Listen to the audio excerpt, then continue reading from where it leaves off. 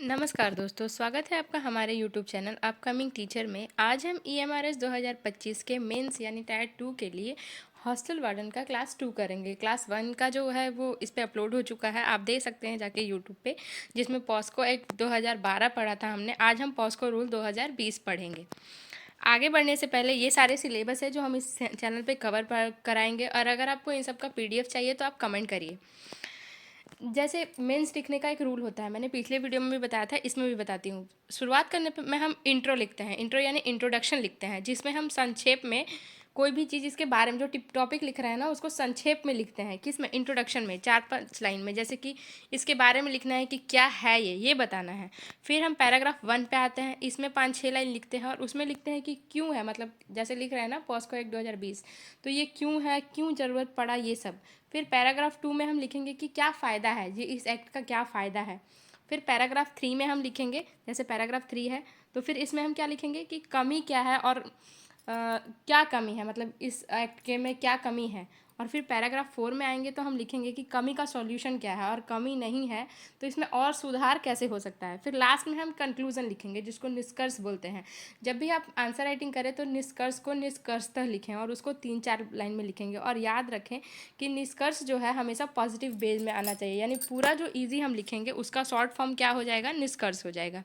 तो चलिए आगे बढ़ते हैं और अपने टॉपिक को शुरू करते हैं। हमारा टॉपिक है पॉस्को रूल 2020, यानी कि बाल अपराध से बच्चों का संरक्षण नियम 2020। जैसे कि 2012 में बाल यौन अपराधों का जो नियम बना था, जिसको पॉस्को एक्ट 2012 कहते हैं, आज हम पॉस्को रूल 2020 पढ़ेंगे। इसका पहले इंट्रोडक्शन आ गया, जैसा कि मैंने बताया कि पहले इंट्रोडक्शन लिखना है। तो क्या लिखा हुआ है? बाल यौन अपराधों से बच्चों का संरक्षण अधिनियम 2012 को अधिक प्रभावी और व्यवहारिक बनाने के उद्देश्य से भारत सरकार ने वर्ष 2020 में पॉस्को रूल 2020 लागू किए। इन नियमों का मुख्य उद्देश्य पीड़ित बच्चे को न केवल कानूनी सुरक्षा देना है, बल्कि उसे मानसिक, सामाजिक और आर्थिक रूप से पुनर्वसित करना भी है। ये नियम बच्चों को सर्वोत्तम हित यानी कि best interest of the child के सिद्धांत पर आधारित है। यानी कि 2012 में जो नियम लागू हुआ उसको अधिक प्रभावी और अधिक व्यवहारिक बनाने के लिए 2020 में इस नियम को फिर से लागू किया गया, जिसको पॉस्को रूल 2020 कहा गया। इस रूल में क्या किया गया कि पीड़ित बच्चों को न केवल कानूनी सुरक्षा, पहले पीड़ित बच्चों को कानूनी सुरक्षा दी जाती थी, इसके अलावा क्या किया गया, उन्हें मानसिक तौर पे, सामाजिक तौर पर, आर्थिक रूप से उन्हें फिर से सही से जीने के उद्देश्य से ये नया नियम लागू किया गया। और ये नियम क्या है, बच्चों के सर्वोत्तम हित यानी पूरे उनके विकास के लिए ये नियम जो है लागू किया, और इसी सिद्धांत पे ये नियम क्या है, आधारित है। अब हम आगे बढ़ेंगे अपने पैराग्राफ 1 में। पैराग्राफ 1 में हम क्या लिखेंगे, देखिए, पॉस्को रूल 2020 में सबसे महत्वपूर्ण प्रावधान है पीड़ित सहायता और पुनर्वास से संबंधित। यानी कि जो पीड़ित है उसको हम पहले किस तरह से सहायता देंगे और उसके बाद उसका पुनर्वास कैसे कराएंगे। नियमों के अनुसार यौन अपराध का शिकार हुए बच्चे को तुरंत चिकित्सा सुविधा, काउंसलिंग और मनोवैज्ञानिक सहायता उपलब्ध कराई जानी चाहिए।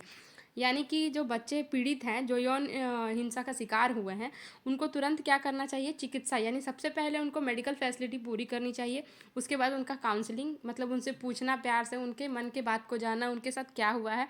उसके बाद मनोवैज्ञानिक सहायता उपलब्ध कराई जानी चाहिए। इसके साथ ही बच्चों को मुआवजा यानी कंपनसेशन, बच्चों को क्या देना है, कंपनसेशन देना है। इसके साथ ही मुआवजा यानी उनको जो क्षति हुई है उसे निकलने के लिए उनको क्या देना चाहिए, कंपनसेशन देने की व्यवस्था की गई, ताकि अपने जीवन को पुनः सामान्य बना सके। यानी जो बच्चे यौन शोषण का शिकार हुए हैं, सरकार ने उनके लिए 2020 में इसको फिर से लागू किया, पॉस्को एक्ट 2020, और इसको अधिक प्रभावी बनाया। यानी उनको कुछ कंपनसेशन, मुआवजा दिया जाए, जिससे वो अपना जीवन यापन फिर से शुरू कर सके, और मानसिक स्थिति पर भी उनको सुविधा प्रोवाइड की जाए, काउंसलिंग की जाए, और उनका मेडिकल ट्रीटमेंट बहुत अच्छे से किया जाए। इन नियमों को जिला बाल संरक्षण इकाई और चाइल्ड वेलफेयर कमेटी की भूमिका और अधिक सख्त किया गया।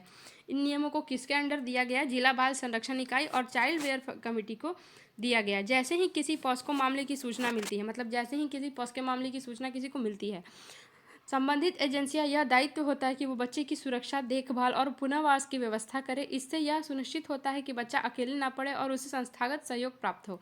यानी कि जैसे ही सूचना मिलती है कि इस बच्चे के साथ यौन शोषण हुआ है या फिर उस तरह का कोई प्रॉब्लम हुआ है, तो ये जो संबंधित इकाई है, यानी कौन सा, जिला बाल संरक्षण इकाई और चाइल्ड वेलफेयर कमेटी जो है, वो तुरंत क्या करती है, इसका दायित्व लेती है, जिम्मेदारी लेती है, और बच्चे की सुरक्षा का, पुनर्वास की व्यवस्था करती है, तुरंत देखभाल का, कि बच्चा किसी प्रॉब्लम में नहीं है, बच्चों को मानसिक टॉर्चर नहीं किया जा रहा है और किस तरह से उनको पुनर्वास यानी फिर से उनको जीना सिखाना है व्यवस्थित ढंग से, इसका दायित्व ये कमेटी लेती है।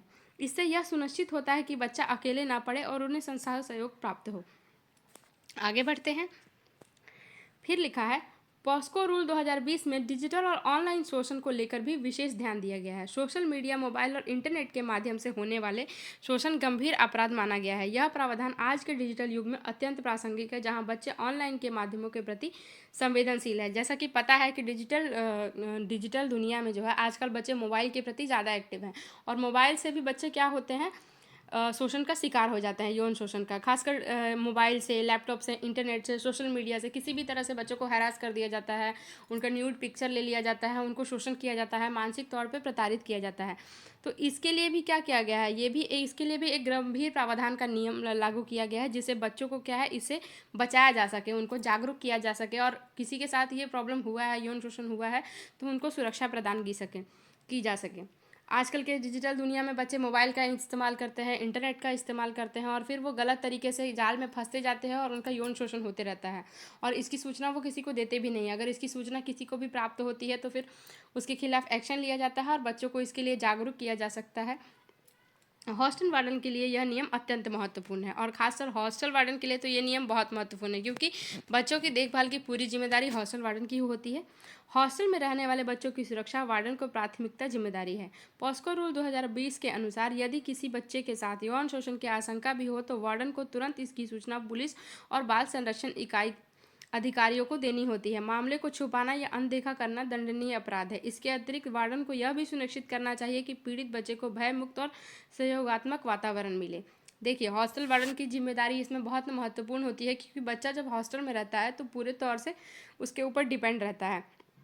तो हॉस्टल वार्डन को अगर किसी भी तरह की इस बारे में सूचना प्राप्त होती है तो तुरंत इसका क्या है, इसकी सूचना जो है उसको पुलिस को या बाल संरक्षण इकाई को देनी चाहिए। इस मामले को अगर वो छुपा लेती है या फिर कुछ लेती है तो ये दंडनीय अपराध है। इसके अतिरिक्त वार्डन को यह भी सुनिश्चित करना चाहिए कि पीड़ित बच्चे को भय मुक्त यानी बच्चे को डराया ना जा सके, उसको एकदम डर से लड़ना सिखाया जा सके, वो कि किसी के सामने कुछ भी बोल सके कि उसको क्या हुआ है, क्या प्रॉब्लम हुआ है, किस तरह से उसका शोषण किया जा रहा है, जिससे उसको बाहर निकलने में मदद मिले। तो इसका निष्कर्ष लिखेंगे हम लास्ट में। निष्कर्षतः क्या हुआ कि पॉस्को रूल 2020 में बच्चों के संरक्षण के ढांचे को और मजबूत बनाया है और ये नियमन केवल दंडात्मक नहीं बल्कि संवेदनशील और सहानुभूतिपूर्ण और पुनर्वास आधारित दृष्टिकोण को बढ़ावा देता है।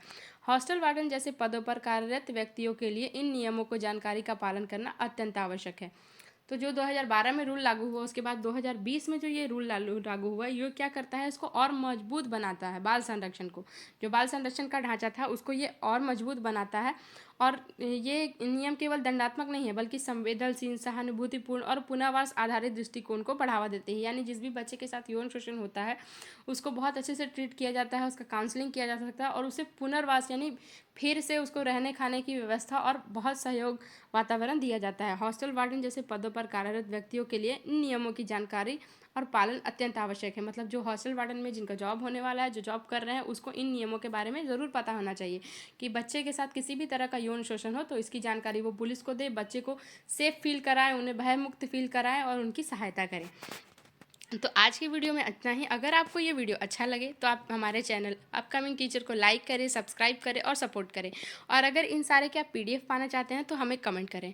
मिलते हैं नेक्स्ट वीडियो में, तब तक के लिए धन्यवाद।